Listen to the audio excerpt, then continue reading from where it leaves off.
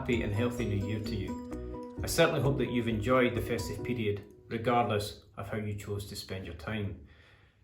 Now today we'll be discussing New Year's resolutions, specifically how we can stick to the resolutions that we've made. Because for many people, a new year is a wonderful opportunity for bringing about change in their lives. The kind of change that positively impacts their health and well-being. And when you consider that between 85 and 93% of all New Year's resolutions fail by the middle of January, then I think it's really important that we understand the differences that make a difference and help you achieve success. So let's start by examining exactly what a New Year's resolution actually is.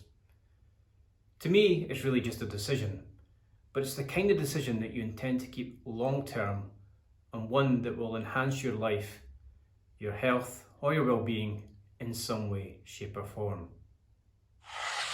So how is it we ensure that we stick to our decisions and our New Year's resolutions? Well, it's by creating a clearly defined goal.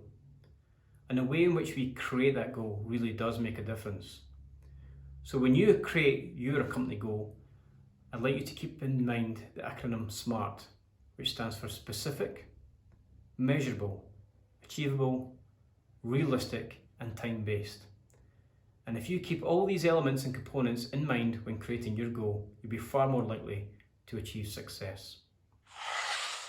Now, there's a couple other items I'd like you to consider over and above the SMART acronym. The first thing is to keep your goal short-term. There's nothing wrong with having a long-term vision, but a vision is flexible. And if you remember, your goal needs to be specific. It needs to be a target that you can hit and something measurable that you can accomplish and check off. So keep your goals no longer than 6 months in advance. And by doing so, you'll increase your motivation because the task at hand won't seem so large and overwhelming. The other thing I'd like you to consider is to keep your goals small. Okay? When it comes to New Year's resolutions in particular, we tend to feel very inspired at that time of year. Now, if you were to consider, for example, being fitter in 2020, then you might be inclined to say that I'm going to exercise 4 or 5 times a week.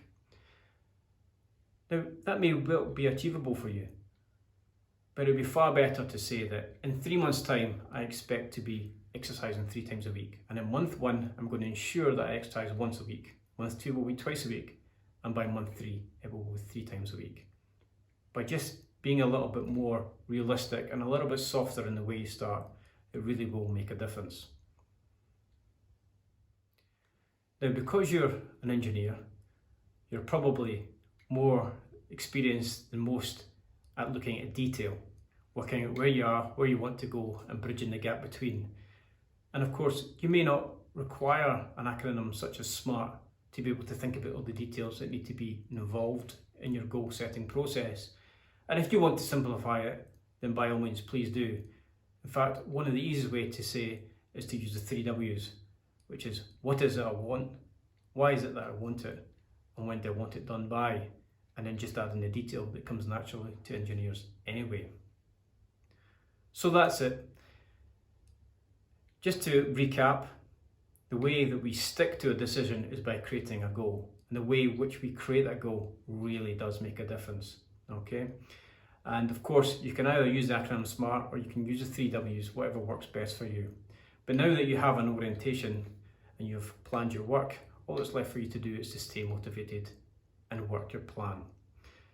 Now, in my next article or my next video, I'll be discussing an alternative way of keeping to your New Year's resolutions and decisions.